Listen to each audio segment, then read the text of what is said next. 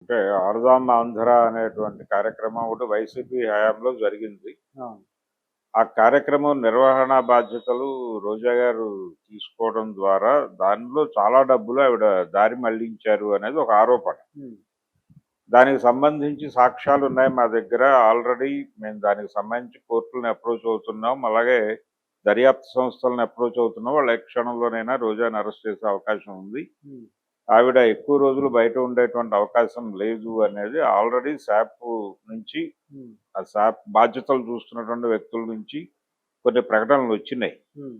అలాగే ఈ గాలి భానుప్రకాష్ అని హ్మ్. ఎవరైతే ఆవిడ మీద గెలిచారో అతని మీద ఆవిడ చేసినటువంటి ఆరోపణలకు ప్రతిదాడిగా హ్మ్.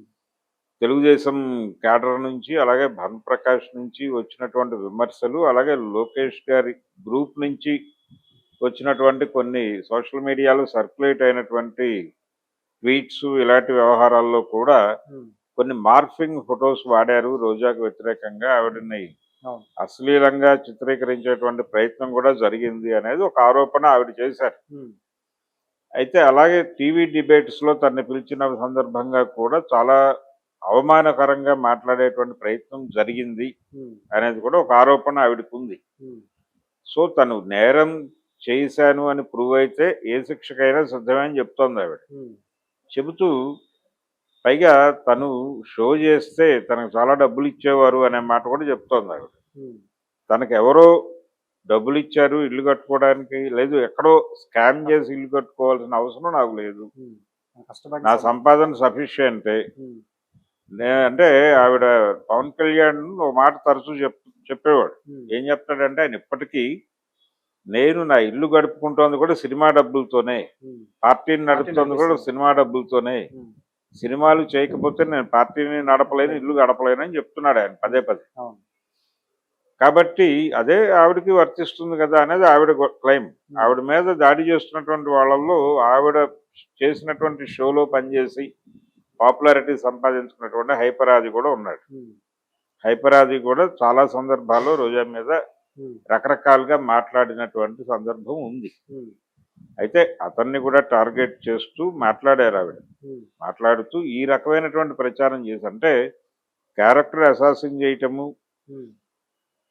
అవతల వాళ్ళు నేరస్తులు అని ప్రూవ్ చేయటం, ఇలాంటి గొడవలు ఎందుకు? మీరు కావాలంటే లీగల్గా ఏదన్నా ఆడదాం ఆంధ్రానో లేకపోతే మరో చోట ఏదైనా స్కామ్ జరిగితే దాని మీద లీగల్గా ఏదైనా ప్రొసీడ్ అయ్యి హ్మ్. కోర్టు నమ్మితే హ్మ్.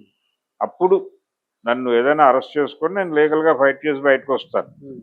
అలా కాకుండా ఇలా క్యారెక్టర్ అసాసిన్ చేసేటువంటి వార్తలను విపరీతంగా ప్రచారం చేయడం వెనకాల మీ ప్రోగ్రామ్ ఏమిటి? హ్మ్.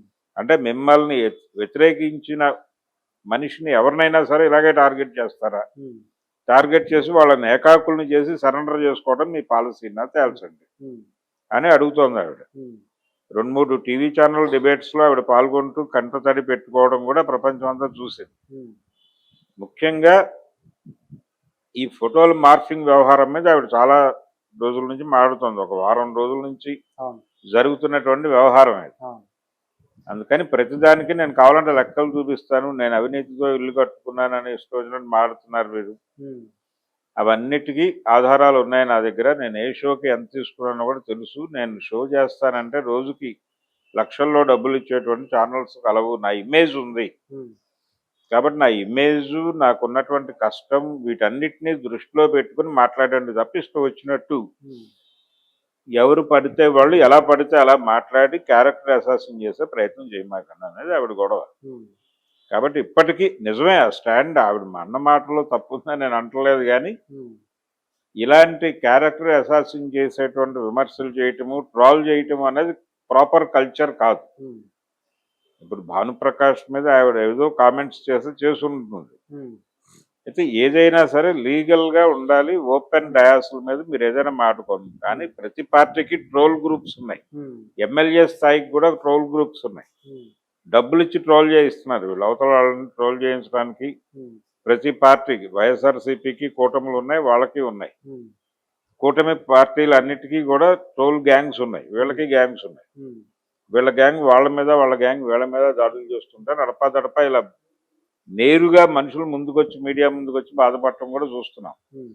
రాజకీయాలు కలుషితం అవడం మాత్రమే కాదు, వ్యాపారంగా మారిపోయినాయి. హ్మ్. రాజకీయం రాజకీయంగా లేదు. ఇప్పుడు రాజకీయ వ్యాపారంగా మారిపోయినప్పుడు ఎవరు ఏ యాక్టివిటీ చేసినా వాళ్ళు తినేశారు ఉమ్, అనటం అనేది ఒక జనరల్ ట్రెడిషన్‌గా మారిపోయింది. ఆ, ఆడదాం ఆంధ్ర కావచ్చు, ఇంకోటి కావచ్చు, జలయజ్ఞం కావచ్చు, ఏ యజ్ఞం అయినా ఉమ్, ప్రజల కోసం అని చెప్పి చేస్తున్నటువంటి ఏ పనైనా అది అందులో నిధులు పక్కదారి పడతాయి, వెళ్ళిపోతాయి. ఉమ్, అధికారంలో ఉన్నటువంటి వారి జేబుల్లోకి వెళ్ళటం కోసమే ఏదో ఒక యాక్టివిటీ డిజైనింగ్ జరుగుతుంది అనేది ప్రజలందరికీ తెలిసిన విషయం. ఉమ్, ఇందులో ఏమాత్రము మొహమాట పడాల్సిన అవసరం లేదు. ఆవిడ కూడా ఉమ్, కొన్ని కాంట్రాక్ట్స్ ఇవ్వడం ద్వారా అటునుంచి మీకిది, మాకది అనేటువంటి పద్ధతిలో ఆవిడకి కూడా కొంత డబ్బులు ముట్టుండొచ్చు. ఉమ్, అంటే ఆవిడ సంపాదించుకున్నప్పటికీ ఇప్పుడు పవన్ కళ్యాణ్ గారు చెప్తున్నట్టుగా ఆయన పూర్తిగా పార్టీని, ఇంటిని ఉమ్, సినిమా డబ్బులతోనే నడుపుతున్నాను అనే మాట పూర్తి వాస్తవం నేను అనుకోవడం లేదు. ఉమ్, అలాగే ఈవిడ చెప్తున్నటువంటి మాటలు కూడా నేనేదో షోస్ చేసి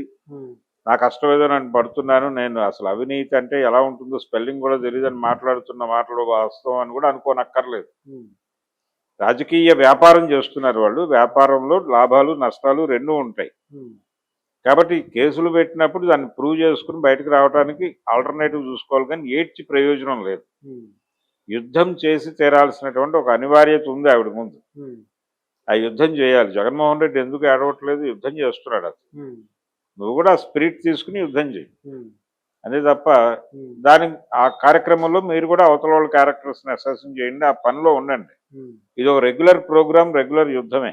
ఉమ్, ఎవరు ఎవరి మీద జాలి చూపించక్కర్లేదు. వాళ్ళకి ప్రజల మీద జాలి లేదు, ఉమ్,